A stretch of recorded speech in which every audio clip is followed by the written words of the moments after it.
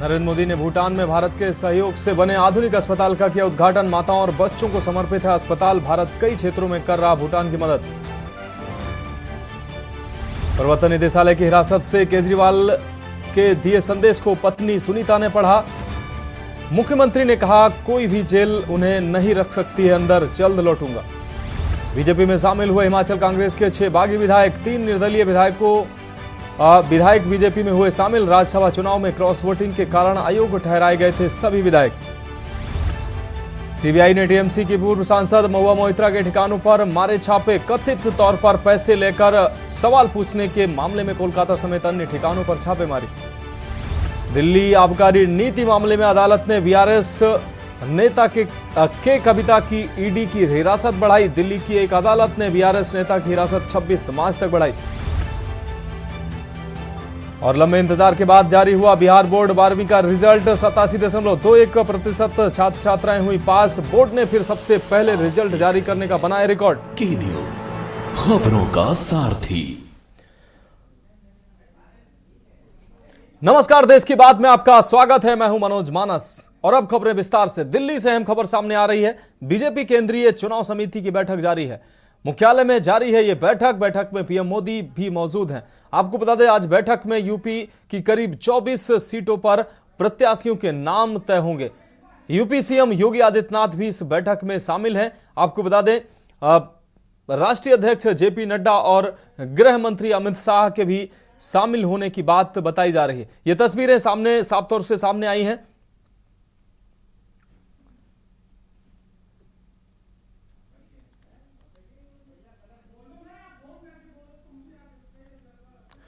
तो बीजेपी केंद्रीय चुनाव समिति की बैठक जारी है। मुख्यालय में जारी बैठक में पीएम मोदी भी मौजूद हैं। आज बैठक में यूपी की 24 सीटों के प्रत्याशियों के नाम तय होंगे। यूपी सीएम योगी आदित्यनाथ इस बैठक में शामिल हैं।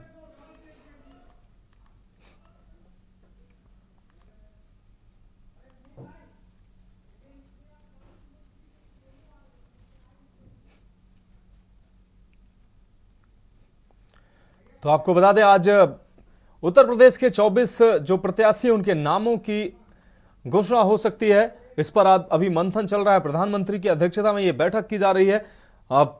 बीजेपी के राष्ट्रीय अध्यक्ष जेपी नड्डा भी इस बैठक में मौजूद हैं।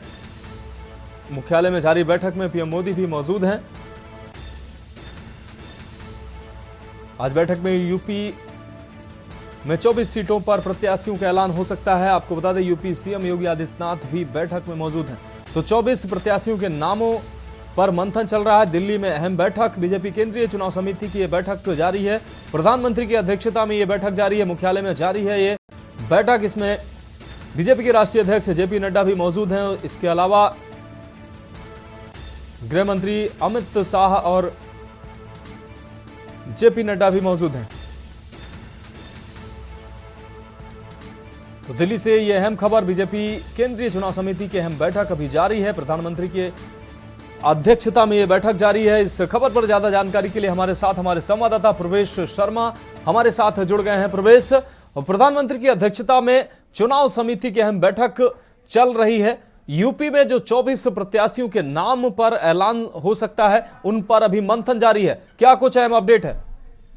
बिल्कुल, देखिए मैं आपको बता दूं कि बीजेपी की केंद्रीय चुनाव समिति की बैठक जारी है, जिसमें खुद प्रधानमंत्री मोदी जो है इसकी अध्यक्षता कर रहे हैं। सबसे बड़ी बात यह है कि केंद्रीय चुनाव समिति के पदाधिकारियों के साथ साथ जो जेपी नड्डा राष्ट्रीय अध्यक्ष हैं बीजेपी के, वो मौजूद हैं। गृह मंत्री अमित शाह मौजूद है। इसके अलावा सीएम के उत्तर प्रदेश के सीएम योगी आदित्यनाथ मौजूद है। महाराष्ट्र के डिप्टी सीएम देवेंद्र फडणवीस भी इस बैठक में मौजूद है। सबसे ज्यादा अहम कड़ी या चर्चा जो की जा रही है वो उत्तर प्रदेश की जो बची हुई 24 सीटें हैं उनको लेकर की जा रही है। और सीधे मैं आपको बता दूं कि प्रधानमंत्री मोदी जो है मंथन कर रहे हैं। अमित शाह के साथ मिलकर एक चर्चा करी जा रही है। हर लोकसभा जो सीटें हैं उस पर जो जो नाम आया उस पर मंथन हो रहा है। और कहीं ना कहीं मैं आपको बता दूं कि आज देर हो सकता है और 2 से 3 घंटे में जो है जो नाम फाइनल है उन पर मोहर लग जाए और कल उन नामों की घोषणा हो जाए, वो आपके सामने आ जाए। जी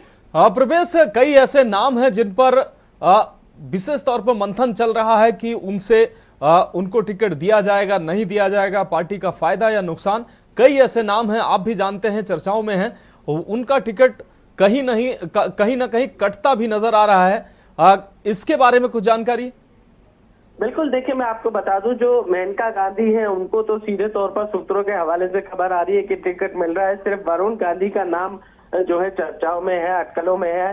उस पर हो सकता है कि बीजेपी मंथन करे, हो सकता है प्रधानमंत्री मोदी उस पर कुछ मंथन करे तो शायद उनको टिकट संभव है।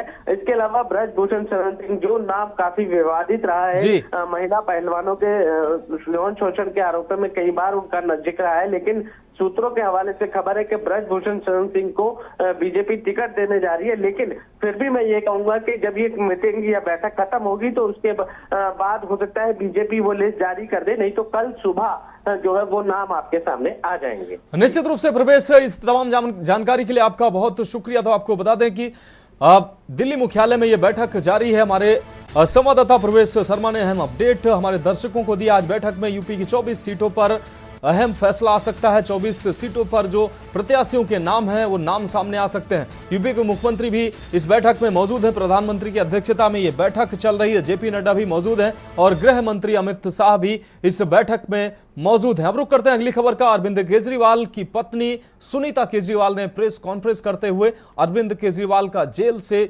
भेजा हुआ संदेश पढ़ते हुए कहा कि मेरे प्यारे देशवासियों, मुझे गिरफ्तार कर लिया गया है। मैं अंदर रहूं या बाहर, हर पल देश की सेवा करता रहूंगा। मेरी जिंदगी का एक एक पल देश के लिए समर्पित होगा। मेरे शरीर का एक एक कतरा देश के लिए है।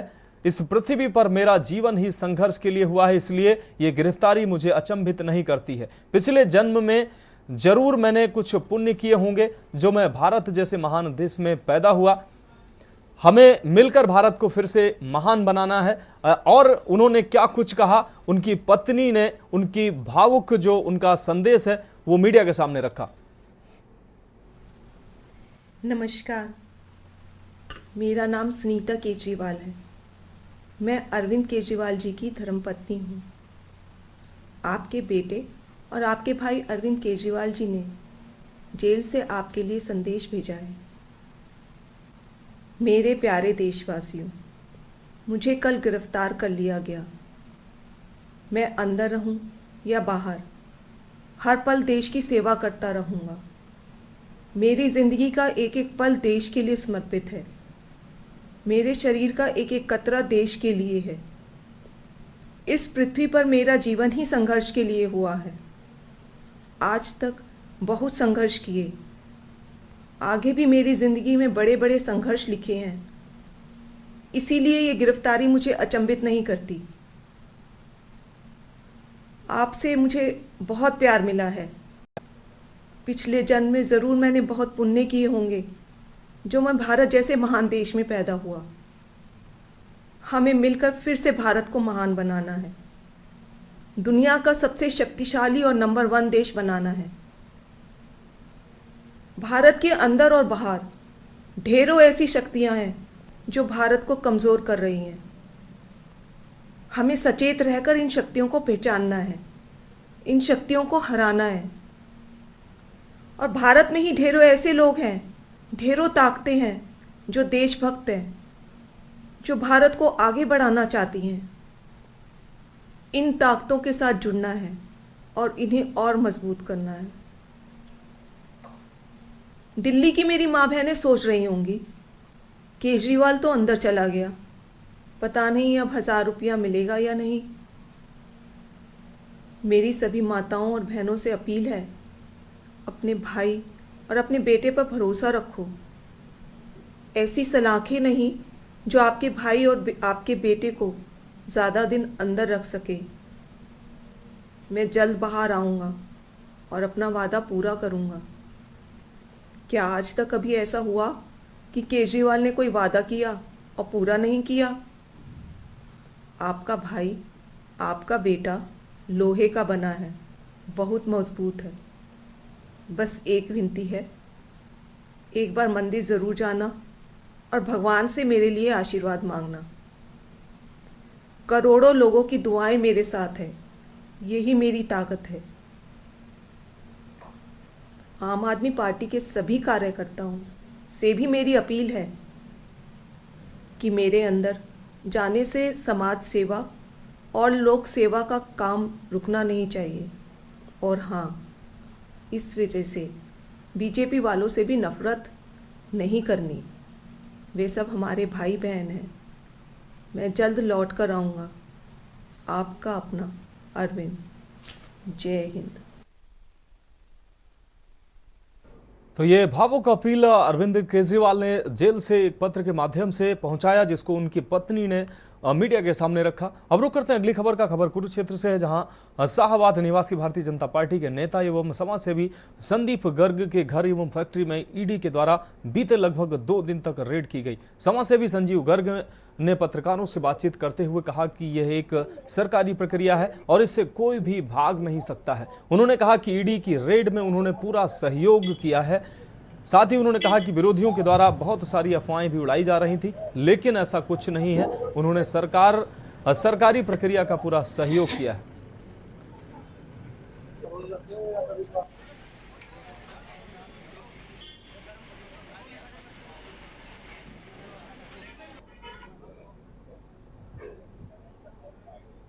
सहयोग ना करता तो यहाँ आपके सामने खड़ा ना होता। और ये एक सरकारी प्रक्रिया है और सरकार अपनी कोई भी प्रक्रिया कर सकती है। किसी के ऊपर कोई संदेह है, कोई बात है, कुछ भी देखना है, तो उसमें मैंने पूरा सहयोग किया और आप लोगों के बीच में खड़ा हूँ। अगर मैं उनको ना मिलता और ना था तो ये एक ऐसी एजेंसी है कि आप उससे भाग नहीं सकते। वो तो आपको कहीं भी बुला सकती है। तो ये सभी अफवाहें हैं, बहुत तरीके की अफवाहें उड़ी गई। उन्होंने कहा कि गिरफ्तारी कर दिया, कुछ ने कुछ कहा जो मुझे पता लगा बाद में उनके जाने के बाद जब मेरी कॉल हुई लोगों के साथ। तो इस तरीके की लोग बातें करते हैं, परंतु एक ईमानदार जो व्यक्ति होता है उसको डरने की जरूरत नहीं होती। हाँ, उसको जो बिजनेस है उसकी प्रक्रिया से निकलना होता है। तो वो हमने उसको जवाब दी और इस तरीके से आप लोगों के बीच में खड़ा हूँ।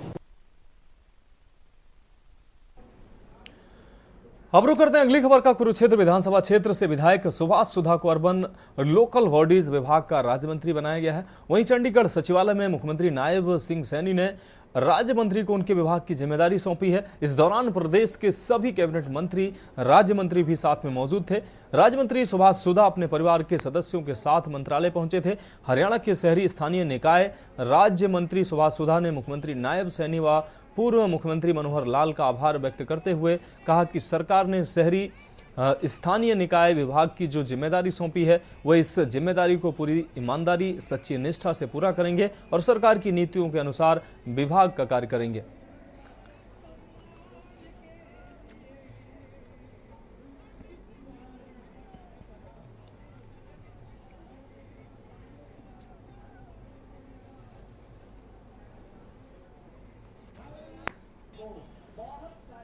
अब रुक करते हैं अगली खबर का। यमुनानगर में रेलवे स्टेशन के नजदीक लीज पर दी गई 10.5 बीघे जमीन पर कब्जा करने पहुंचे मालिकों और हिमाचल प्रदेश के वन विभाग की पुलिस के बीच शनिवार को विवाद हो गया। मौके पर यमुनानगर शहर की पुलिस को भी बुलाया गया। फिलहाल पुलिस मामले की जांच कर रही है। जमीन मालिक दिल्ली निवासी रोबिन सिंह का कहना है कि 19 मार्च को कोर्ट द्वारा हमारे हक में फैसला आ गया है और हम मजदूरों को लेकर कब्जे वाली जमीन पर काम शुरू करने आए थे, लेकिन हिमाचल प्रदेश के वन विभाग के अधिकारी कब्जा छोड़ने से इनकार कर रहे हैं। वहीं वन विभाग के अधिकारी नंदलाल ठाकुर का कहना है कि हमने केस को लेकर आगे अपील की हुई है, हम अभी कब्जा नहीं दे सकते।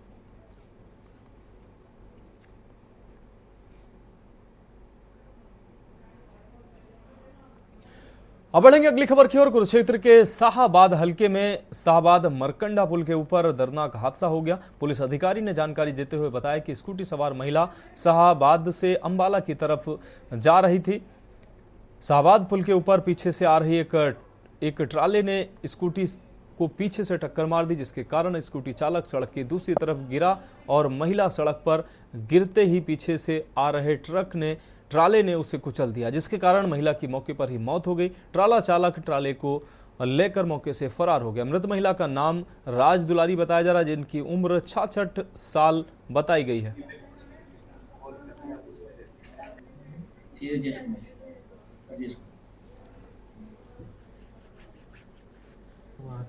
ये जी मेरी छोटी भाउज वहाँ पर दाखिल थी आदेश हॉस्पिटल में जी। उनको देखने के लिए हम यहाँ बीबी दोनों जा रहे थे जी।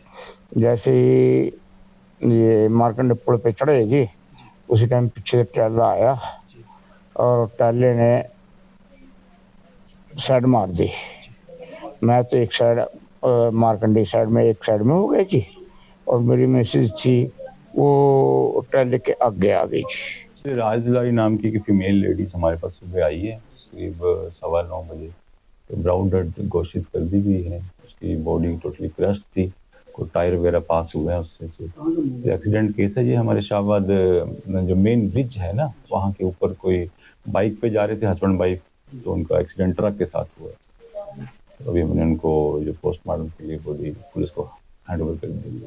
सर, एक सूचना प्राप्त हुई थी कि मार्कंडे के पुल के ऊपर अम्बाड़ा साइड में एक व्यक्ति और एक महिला का एक्सीडेंट हो गया है, जो इलेक्ट्रिक स्कूटी पे आदेश हॉस्पिटल जा रहे थे। कोई रिश्तेदार वगैरह बीमार था, उन्हें देखने के लिए जा रहे थे, जो अचानक से कोई व्हीकल वगैरह ने उनको हिट किया है, जो मौके पे महिला की मौत हो गई है और व्यक्ति को भी चोट आई है, जिसमें व्यक्ति अभी फिलहाल ठीक है। अब रुक करेंगे अगली खबर का। अगली खबर गुरुग्राम से है, जहां होली से पहले साइबर सिटी गुरुग्राम में होली मिलन समारोह की धमक देखने को मिल रही है। इसी कड़ी में सामाजिक न्याय संगठन ने गुरुग्राम के सेक्टर 112 में होली मिलन समारोह एवं कार्यकर्ता सम्मेलन का आयोजन किया। समारोह में हरियाणा की मशहूर सिंगर सपना चौधरी के गानों ने समा बांध दी। जैसे ही सपना चौधरी स्टेज पर पहुंची, उन्हें देखने और उनके गानों को सुनने के लिए लोगों का हुजूम उमड़ पड़ा। सपना के गानों और डांस पर युवा जमकर थिरके। सामाजिक न्याय संगठन के बीर सिंह उर्फ बीरू सरपंच की माने तो संगठन का मुख्य उद्देश्य नगर निगम द्वारा हाउस टैक्स में की जा रही मनमानी वसूली को लेकर है। जो गांव नगर निगम के अंदर आए हैं, उनसे हाउस टैक्स वसूल किया जाना ग्रामीणों के साथ अन्याय है, जिसका संगठन विरोध कर रहा है।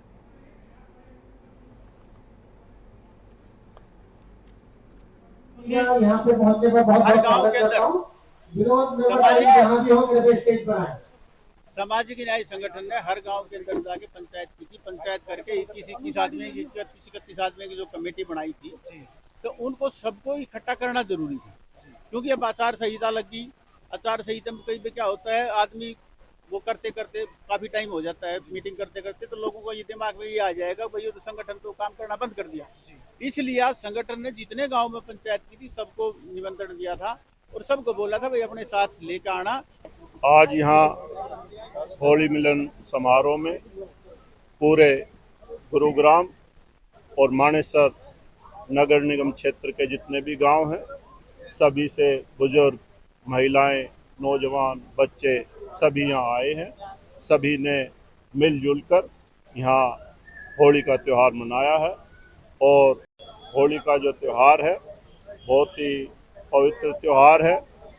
ये त्यौहार जो है संदेश देता है कि बुराइयों को त्याग दें और हम सब मिलजुल कर रंगों का त्यौहार मनाएं, ताकि सबके जीवन में खुशियां रंगों से भर जाए। बहुत बढ़िया प्रोग्राम करा क्या है भाई, देखने के लायक, सबका मन लग रहा है। आज दिल छू लिया। होली का किया है और हाँ। तीजों का किया था, तीजों हाँ। का त्योहार भी किया था हाँ। उस पर भी हम सब पहुँचे थे हाँ। और हर उस त्योहार पे कोई ना कोई आयोजन ये रखते हैं। सबसे अच्छा सपना चौधरी से मिलकर जो और अपनी बेटी थी ज्यादा सुंदर लगे। होली पर हुड़दंग करते हैं, कीचड़ लगाते हैं और इस तरह फूलों की आज फूलों की आप इस तरह की बहुत खुश है।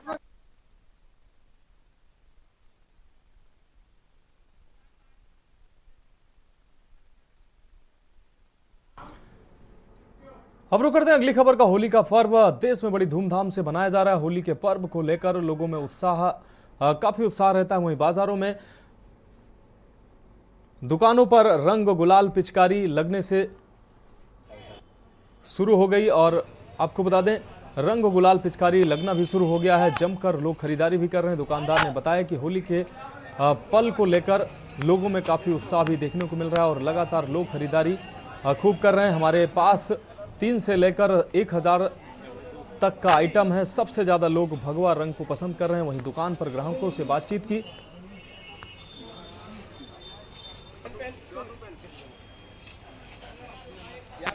जी बड़ा अच्छा उत्साह है, अच्छा त्यौहार है, मिलने जुलने का त्यौहार है। लोगों के लिए रंगों का बहुत महत्व है इस होली पर। क्या कुछ खरीद रहे हैं आप? तो ये बच्चों के लिए पिचकारी ले रहा हूँ, कुछ कलर्स ले रहा हूँ और छोटे मोटे आइटम लूँगा बच्चों के लिए। तो रेटों की बात करें, रेटों में कुछ फर्क है अब पिछली बार से अब की बार, क्या कुछ महंगाई या कुछ? भैया महंगाई तो हर साल बढ़ती रहती है, पर फिर भी पिछले साल के तकरीबन रेट सेम से ही है इस बार। ऐसा है जी, मैं पिछले 26 साल से रंग गुलाल का काम कर रहा हूँ बल्लौड़ के बाजार में, इस मंडी के अंदर काम करता हूँ मैं। और मैंने तो एक चीज़ देखी है कि हर साल मेरी सेल दिन ब दिन बढ़ रही है, 10%, 15%, 20%, क्योंकि हर साल ना नई नई आइटमें आ जाती हैं। जैसे पहले आता था सिर्फ गुलाल, उसके बाद स्टार्ट हुआ हर्बल गुलाल आना, उसके बाद स्टार्ट हुआ ऑर्गेनिक गुलाल।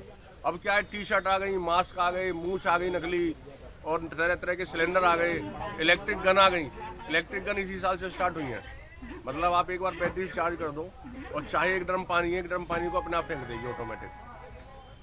तो उस चीज़ की बहुत डिमांड आ रही है।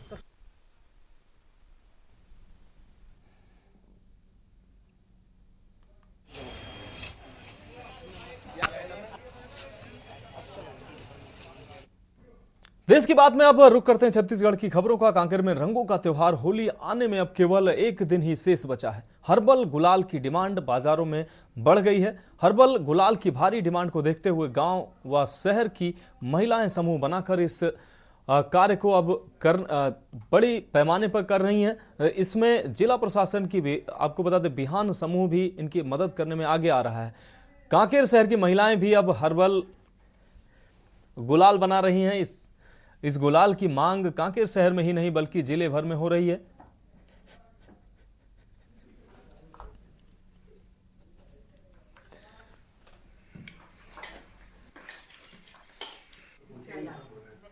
मोर नाम हरिमान को नेताम ग्राम सिंगार भाट के हरा। हमन मन गुलाल बना, मतलब 3 साल ले गुलाल बनत हन। ओकर आमदनी 20,000 हुई फट साल, और दूसरा साल थोड़ा उसके ज्यादा हो गए। और ओकर बाद हमन कलेक्ट्रेट में ले जाते हैं, जिला पंचायत में और हमारे क्लस्टर में भी ले जाते हैं। सर मन के द्वारा जहाँ जहाँ बता स्टार लगा ले बोलते हैं ना, वहाँ वहाँ हम लगा लेते हैं। पिछले वर्षों के भांति ही इस बार भी कांकेर जिले की जो स्वयं सहायता समूह की महिलाएं हैं वो प्राकृतिक ढंग से, प्राकृतिक रूप से हर्बल गुलाल का उत्पादन कर रही हैं। और इसमें खास करके जो हमारे सिंगार भाट की जय काली समूह है, जय माँ काली समूह है, और हम लोग बिहान से जुड़े हैं, बिहान से प्रशिक्षण मिला है और इसी से हम लोग आगे बढ़े हैं। और हम लोग जनपद से, जिला से, कलेक्टर सब सहयोग मिलता है और गुलाल बना रहे हैं, हर्बल गुलाल। क्या चीज गुलाल बना रहे हैं? हम लोग हल्दी और पालक, चुकंदर और फरसा फूल। अब रुक करते हैं अगली खबर का। गुजरात के बड़ोदरा में प्रिंस अशोक राजे गायकवाड़ स्कूल और आपको बता दें देवयानी राजे गायकवाड़ स्कूल में पर्यावरण के माकूल होली खेली गई है और धुलेटी त्योहार मनाया गया। करीब 400 छात्र, टीचर और कर्मचारियों ने पानी, पर्यावरण और परंपराओं के संरक्षण का मजबूत संदेश दिया है। देखिए रिपोर्ट।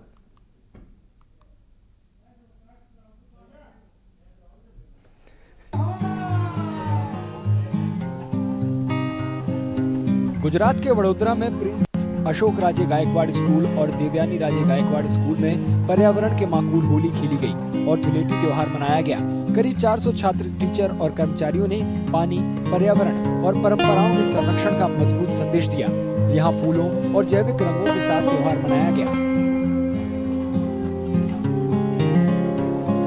प्रिंस अशोक राजे गायकवाड़ और देवयानी राजे गायकवाड़ स्कूल के प्रांगण में स्थित श्री जगन्नाथ जी के मंदिर में हमने ये होली का त्योहार रखा।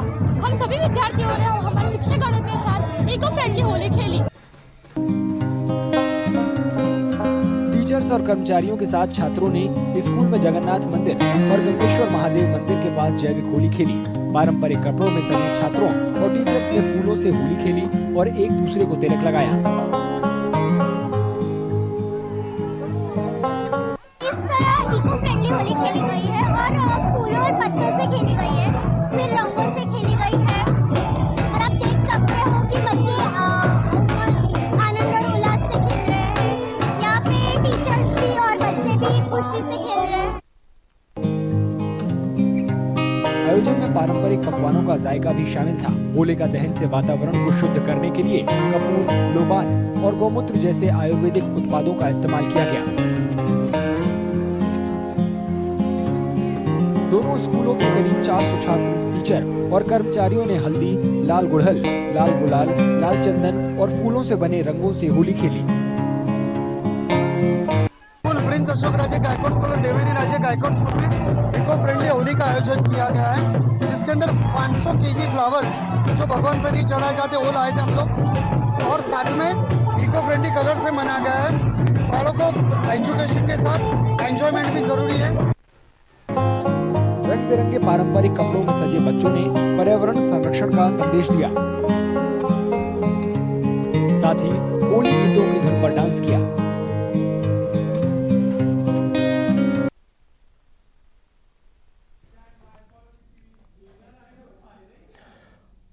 अब बात करते हैं अगली अहम खबर की। चुनावी मौसम और होली का त्योहार साथ साथ होने से बाजारों में पिचकारियों का भी राजनीतिक रंग चढ़ता नजर आ रहा है। पिचकारियों पर भी अब राजनीतिक रंग चढ़ रहा है। बाजारों में मोदी योगी की पिचकारियां जबरदस्त डिमांड में हैं। आम चुनाव के ऐलान के साथ ही अब लोग नेताओं वाली पिचकारी और वाटर गन की मांग करने लगे हैं। मध्य प्रदेश में कैसे मोदी योगी की पिचकारी धूम मचा रही है, ये रिपोर्ट देखिए।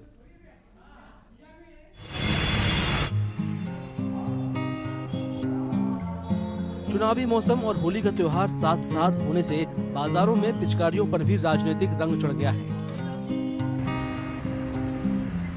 मध्य प्रदेश के जबलपुर में चुनावी पिचकारियों में मोदी और योगी की पिचकारियों की जबरदस्त मांग है।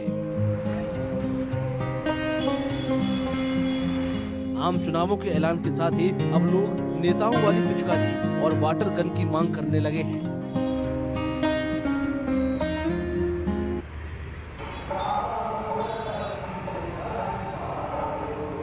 किस तरह की पिचकारी ली है आपने, आज क्या किया? यहाँ पिछली साल से भी बेहतर पिचकारियाँ आई हैं, और आप देखिए यहाँ मोदी जी की भी नाम से पिचकारी आई हुई है। इस साल मुझे लगता है ज़्यादा से ज़्यादा बच्चे इसी पिचकारी से खेलना पसंद करेंगे। आपने भी खरीदी है? हाँ, मैं भी बस यही लेने वाली हूँ। रंगों के त्योहार की सबको शुभकामनाएं। अगर क्यों डिमांड बढ़ रही है, क्या लगता है आपको? क्योंकि बच्चे, बड़े और बुजुर्ग सभी मोदी जी से कनेक्ट कर पाते हैं। दुकानदारों की माने तो ज्यादातर ग्राहक बीजेपी की थीम वाली पिचकारियों को ज्यादा पसंद कर रहे हैं। किस तरह की डिमांड आ रही है चुनाव को देखते हुए? आप देख रहे हैं कि हमारे पास सभी पार्टियों की पिचकारियां हैं। ये देखिए, आप बीजेपी की पिचकारियां यहाँ लगी हुई हैं। अभी मुखौटे भी हमारे पास अवेलेबल हैं सभी प्रकार के। आप देख सकते हैं लोकसभा चुनाव सर पर है और त्यौहार भी सर पर है। दोनों चीज़ों का मिक्सअप होकर के इस साल जो होली जो है राजनीतिक रूप से मनाई जा रही है, जिसमें मोदी पिचकारी, योगी पिचकारी, मुखौटे हैं, योगी जी, मोदी जी, राहुल गांधी, सोनिया गांधी, इनके मुखौटे भी अवेलेबल हैं, जिनको लोग बहुत पसंद कर रहे हैं और इनकी डिमांड बहुत ज़्यादा है। इस बार होली का त्योहार 25 मार्च को मनाया जाएगा, जबकि मध्य प्रदेश में आम चुनाव 19 अप्रैल से 13 मई तक 4 चरणों में होंगे।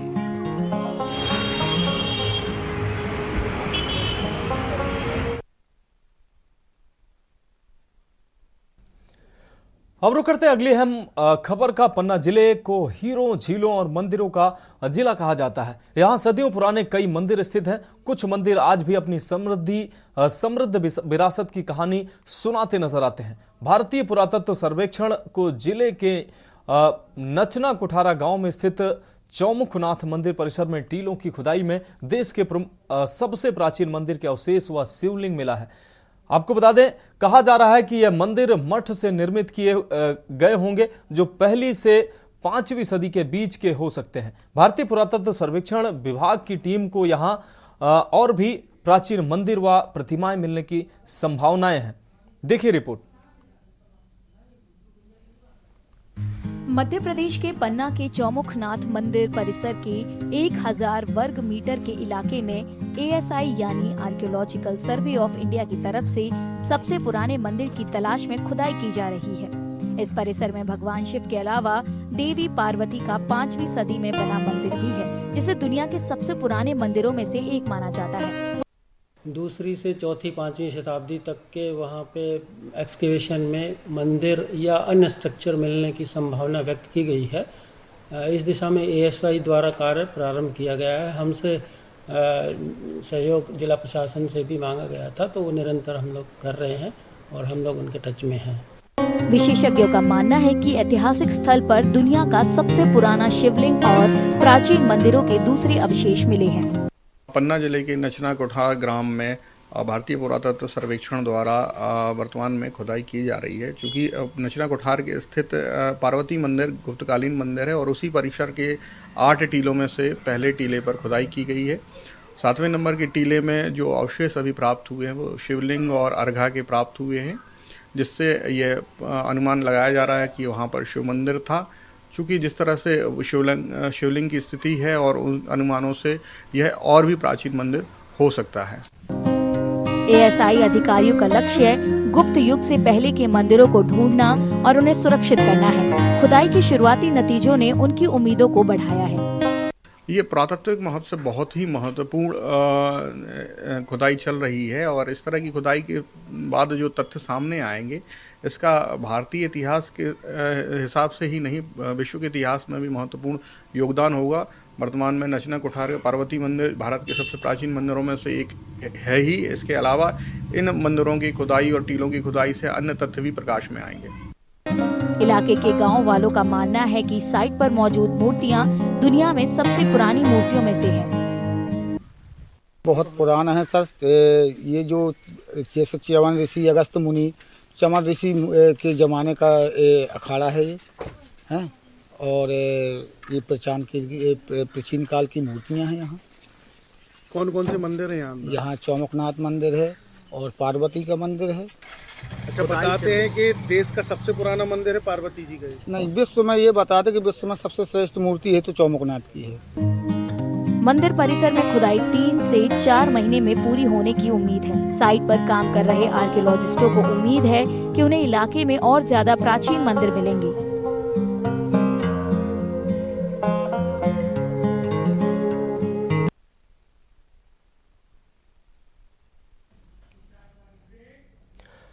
तो देश की बात में वक्त एक और ब्रेक का है, जल्द हाजिर होंगे। आप देख रहे हैं के न्यूज, खबरों का सारथी। ब्रेक के बाद देश की बात में एक बार फिर से आपका स्वागत है। अब रुक करते हैं अगली खबर का।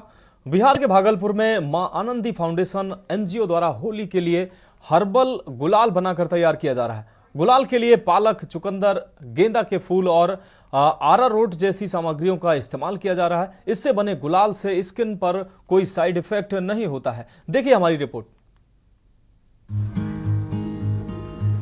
बिहार के भागलपुर की महिलाओं की एक टीम सब्जियों, फूलों और फलों का इस्तेमाल करके होली के लिए हर्बल गुलाल बनाने में लगी हुई है।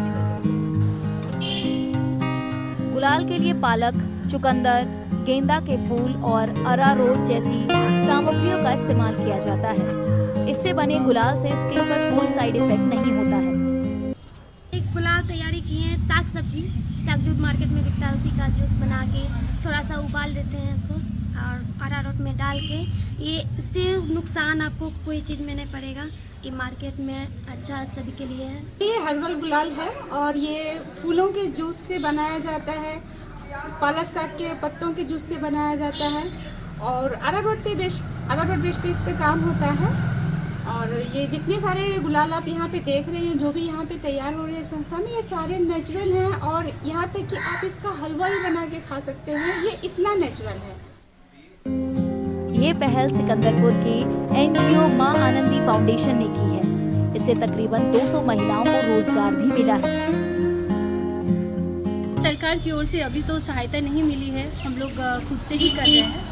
और मैं अभी तक हमारी संस्था के द्वारा 200 महिलाओं को रोज़गार दिया गया है और इस बार हम लोगों का लक्ष्य है जो 500 महिलाओं से ज़्यादा को रोज़गार मिले। अभी तक 10 क्विंटल तक हम लोगों का सेल हो चुका है और अभी भी बहुत सारी जगह से ऑर्डर आ रहे हैं क्योंकि ये फुल्ली ऑर्गेनिक है, इसमें कोई भी केमिकल नहीं है। यदि गलती से यदि बच्चे लगा रहे हैं और इसके मुँह में भी चला जाता है तो कहीं कोई दिक्कत नहीं है।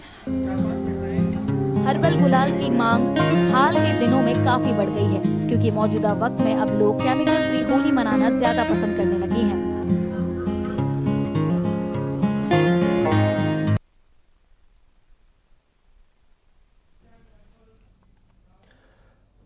इस साल होली 25 मार्च को है।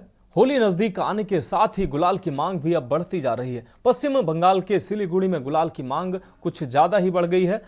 होली में तो बहुत जबरदस्त डिमांड होती है अबीर और गुलाल की। अबीर की डिमांड इतना ज्यादा है कि आउट ऑफ मार्केट हो रहा है अबीर।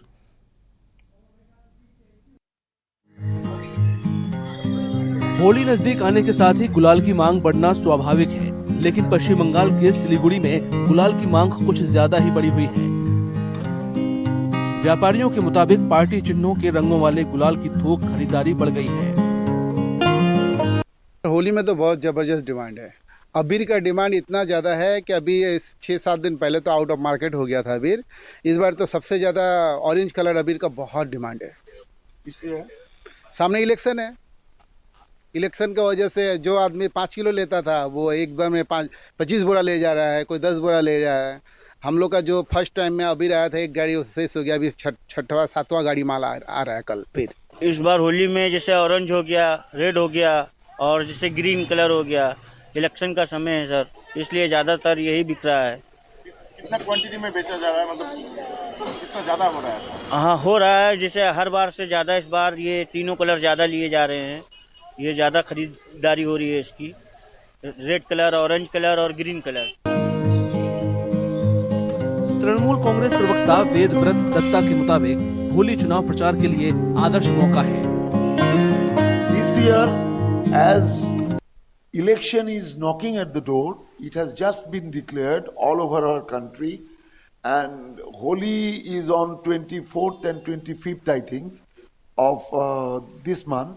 This year, we are definitely going to utilize this festival of Holi to reach to more and more people. Siliguri का नॉन टिम्बर फॉरेस्ट डिवीजन या NTFP भी पर्यावरण के माकूल हर्बल गुलाल बना रहा है।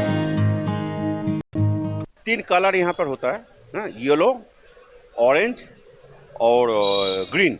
हम लोग टोटली इसमें हम हर्बल यूज़ करते हैं।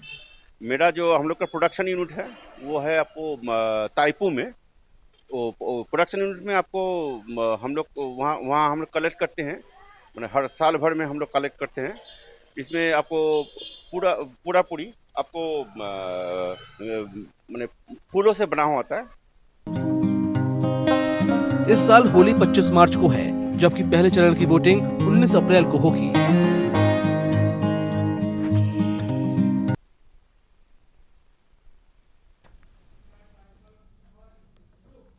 इस बीच अमरोहा से अहम खबर सामने आ रही है। शरारती तत्वों ने होली में लगाई आग। आपको बता दें, मौके पर हुई भीड़ जमा। सूचना मिलने पर पहुंची पुलिस ने सीसीटीवी कैमरे की डीवीआर कब्जे में ली। होली से पहले होली में आग लगाने की घटना सामने आई है। होली में आग लगने से होली जलकर राख हुई है। पुलिस ने लोगों को फिर से होली रखने की सलाह दी है। मौके पर पहुंचे सीओ धनोरा ने दूसरी जगह रखवाई होली। गजरोला थाना क्षेत्र के ललिता देवी मंदिर का यह पूरा मामला है। तो पुलिस ने लोगों को फिर से होली रखने की सलाह दी है। इस वक्त की अहम खबर अमरोहा से अपने दर्शकों को दिखा रहे हैं। मौके पर पहुंचे सीओ धनोरा ने दूसरी जगह रखवाई है होली। तो शरारती तत्वों ने होली में आग लगा दी। गजरोला थाना क्षेत्र के ललिता देवी मंदिर का यह पूरा मामला है। होली से एक दिन पहले ही होली में आग लगाने की घटना सामने आई है। शरारती तत्वों ने होली में यह आग लगाई है, जिससे होली जलकर राख हुई है। मौके पर हुई भीड़ जमा। सूचना पर मौके पर पुलिस भी पहुंची है। आपको बता दें, होली से एक दिन पहले होली में आग लगाई गई है। पुलिस ने सीसीटीवी कैमरे की डीवीआर कब्जे में ली है और जांच शुरू कर दी है। होली से पहले आग लगने पर होली जलकर राख हुई है। वहीं मौके पर बड़ी संख्या में लोग एकत्र हुए हैं। अब रुक करेंगे अगली खबर का। कन्नौज से अगली खबर है। डीएम सुभ्रांत ने निराश्रित बुजुर्गों संग होली मनाई है। वृद्धाश्रम पहुंच डीएम ने सुने होली के गीत और फाग। वृद्धाश्रम के बुजुर्गों को डीएम ने अपना परिवार बताया। इसके साथ ही सामाजिक संगठन ने होली महोत्सव का आयोजन किया है। आपको बता दें, बाहर से आए गायकों ने होली गीत गाकर समा बांधा। निराश्रित बुजुर्गों के साथ करीब 2 घंटे तक रहे डीएम। बुजुर्गों ने डीएम व अन्य अफसरों के लगाए गुलाल। तो निराश्रित बुजुर्गों के साथ करीब 2 घंटे मौजूद रहे डीएम। इस दौरान लोगों ने डीएम के साथ अफसरों के रंग और गुलाल भी लगाए। वृद्धाश्रम पहुंचे डीएम ने सुने होली गीत और फाग। कन्नौज से एक खबर आपको दिखा रहे हैं। डीएम सुभ्रांत ने निराश्रित बुजुर्गों संग मनाई होली। वृद्धाश्रम पहुंचकर डीएम ने सुने होली गीत और फाग। वृद्धाश्रम के बुजुर्गों को डीएम ने अपना परिवार बताया। सामाजिक संगठन ने होली महोत्सव का आयोजन किया है। बाहर से आए गायकों ने होली गीत गाकर समा बांध दी। तो निराश्रित बुजुर्गों के साथ करीब 2 घंटे रहे डीएम।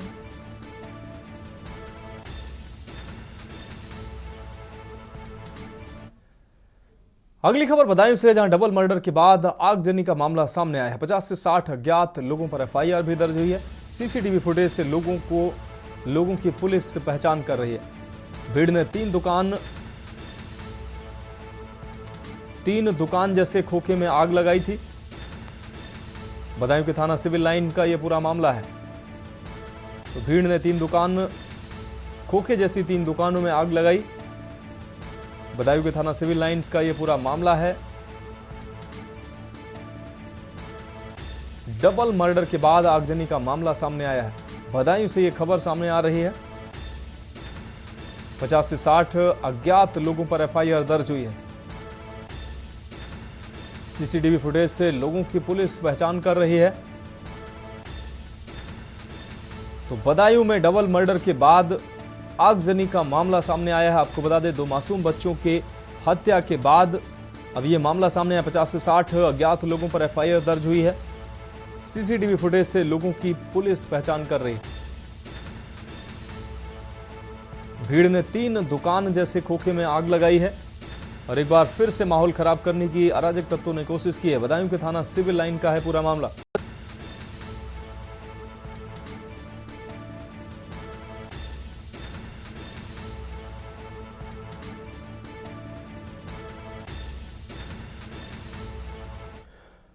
अब बढ़ेंगे अगली खबर की ओर। अगली खबर की बात करते हैं हमीरपुर से। अगली खबर NH 34 हाईवे में दर्दनाक हादसा हुआ है। तो दर्दनाक सड़क हादसा हुआ है जिसमें 2 बाइक सवार युवकों को ट्रक ने टक्कर मारी है। एक युवक की मौके पर ही मौत हुई है जबकि दूसरा युवक घायल हुआ है। दूसरे बाइक सवार को अस्पताल भेजा गया है। टक्कर मारने के बाद चालक मौके से फरार हुआ है। नेशनल हाईवे 34 के कुछेछा चौकी के पास का यह पूरा मामला है।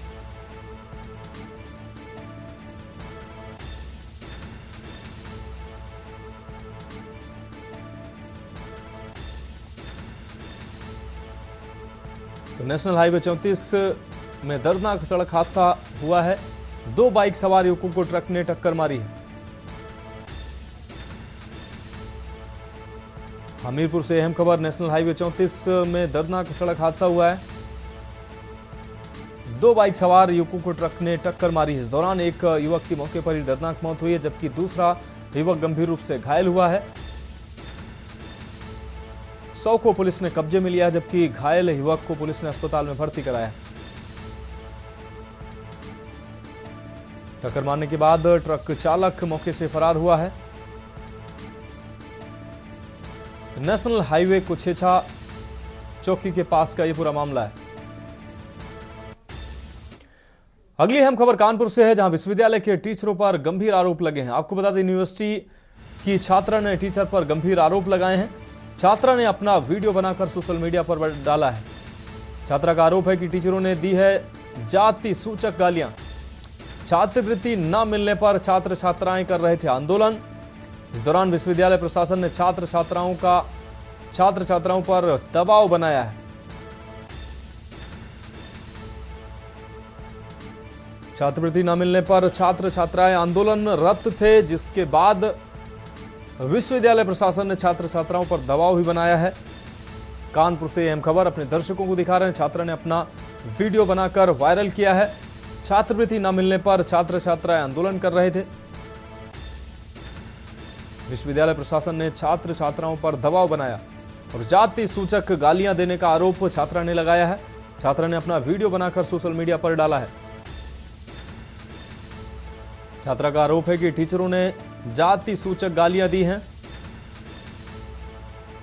तो कानपुर से अहम खबर, विश्वविद्यालय के टीचरों पर गंभीर आरोप लगे हैं। एक छात्रा ने वीडियो बनाकर सोशल मीडिया पर डाला है। यूनिवर्सिटी के छात्रा ने टीचर पर गंभीर आरोप लगाए हैं। छात्रा ने अपना वीडियो बनाकर सोशल मीडिया पर डाला है और उसमें कहा गया है कि टीचर के द्वारा जाति सूचक गालियां दी गई हैं।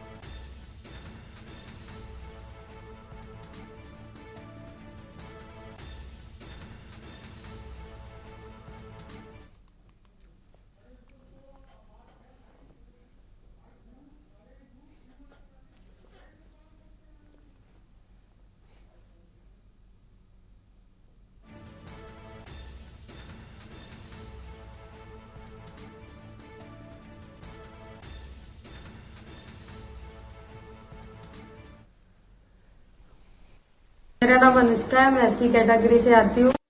मैं विश्वविद्यालय यूनिवर्सिटी की बीबीए की छात्रा हूँ।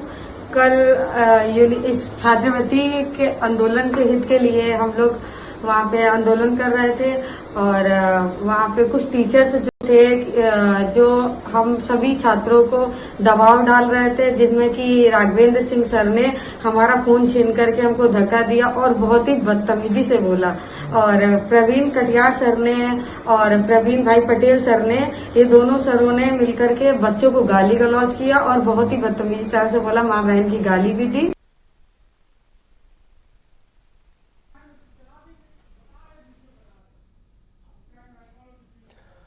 अब रुक करते हैं अगली अहम खबर की। बहराइच से अगली अहम खबर है। गाड़ी ने 3 लोगों को टक्कर मारी। हादसे में एक की मौत हुई है जबकि 2 लोग गंभीर रूप से घायल हुए हैं। आपको बता दें, रिश्तेदारी से वापस आते समय यह टक्कर लगी है। 4 पहिया वाहन ने पीछे से जोरदार टक्कर मारी है। इस दौरान एक व्यक्ति की मौके पर ही मौत हुई है जबकि 2 लोग गंभीर रूप से घायल हुए हैं। सवारी न मिलने पर पैदल जा रहे थे ये सभी लोग। पुलिस ने घायलों को उपचार के लिए अस्पताल भेजा है। वहीं मृतक के शव को कब्जे में लेकर पोस्टमार्टम के लिए भेजा है। थाना फखरपुर के लखनऊ बहराइच हाईवे का यह पूरा मामला है। इस वक्त ये बड़ी खबर बहराइच से आपको दिखा रहे हैं। पुलिस ने घायलों को उपचार के लिए अस्पताल भेजा है। मृतक के शव को कब्जे में लेकर पोस्टमार्टम के लिए भेजा गया है। यह अहम खबर बहराइच से आपको दिखा रहे हैं। थाना फखरपुर के लखनऊ बहराइच हाईवे का यह पूरा मामला है।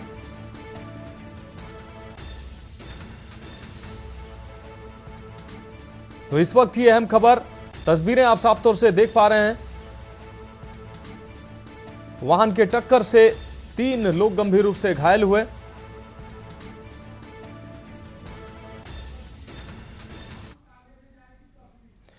इस बीच दिल्ली से बड़ी खबर सामने आ रही है। दिल्ली से इस वक्त की बड़ी खबर,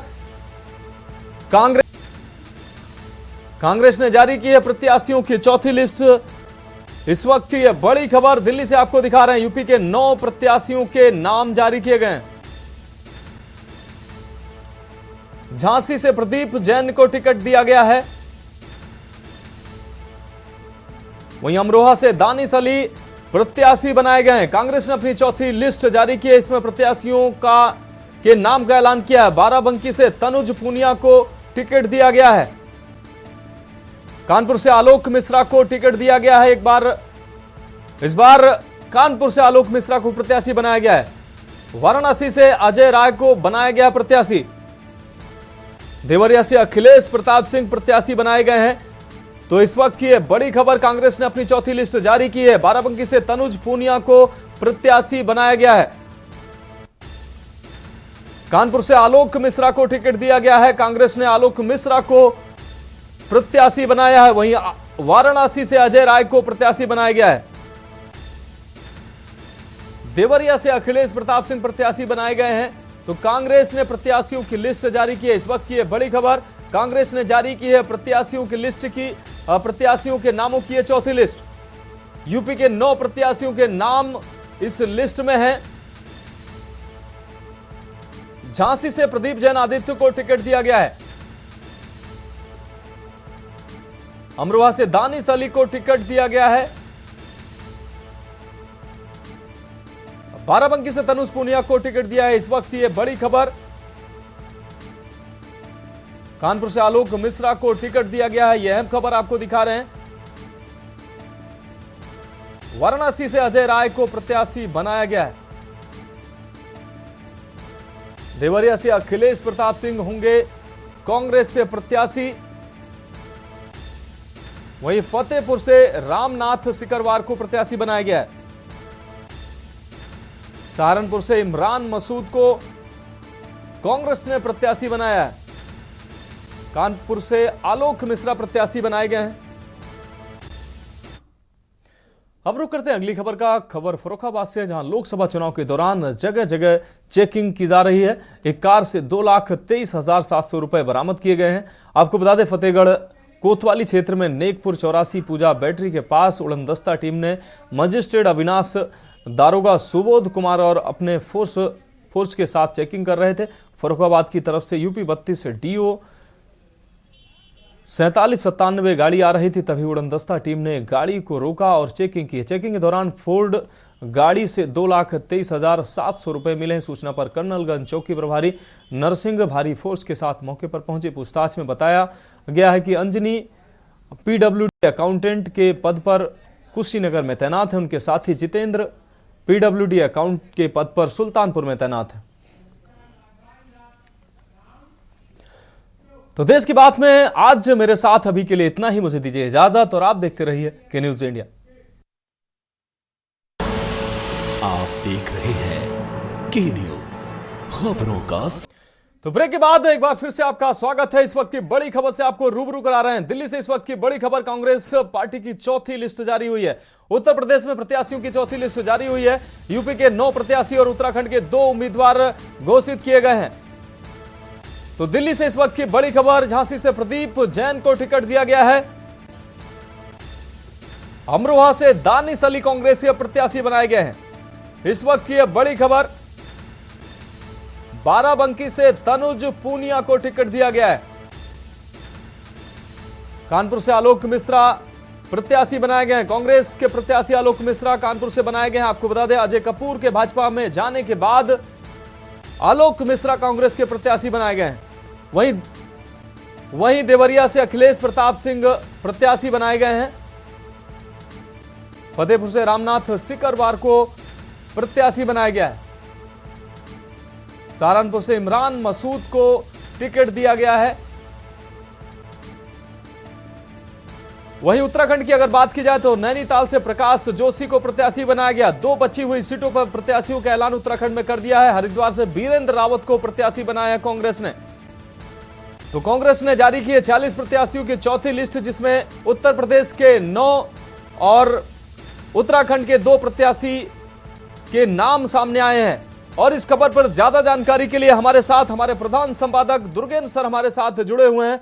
और दुर्गेन्द्र सर, कांग्रेस ने अपनी चौथी लिस्ट जारी की है। 46 प्रत्याशियों के इसमें नाम है, जिसमें उत्तर प्रदेश के 9 और उत्तराखंड के 2 प्रत्याशियों के नाम शामिल हैं। कई नाम चौंकाने वाले भी सामने आए हैं। आलोक मिश्रा को कानपुर से प्रत्याशी बनाया गया है, क्या कहेंगे सर? नहीं, अगर मनोज देखें तो लगभग जो नाम मीडिया में चल रहे थे, आलोक मिश्रा बहुत मजबूत दावेदार माने जा रहे थे कानपुर से।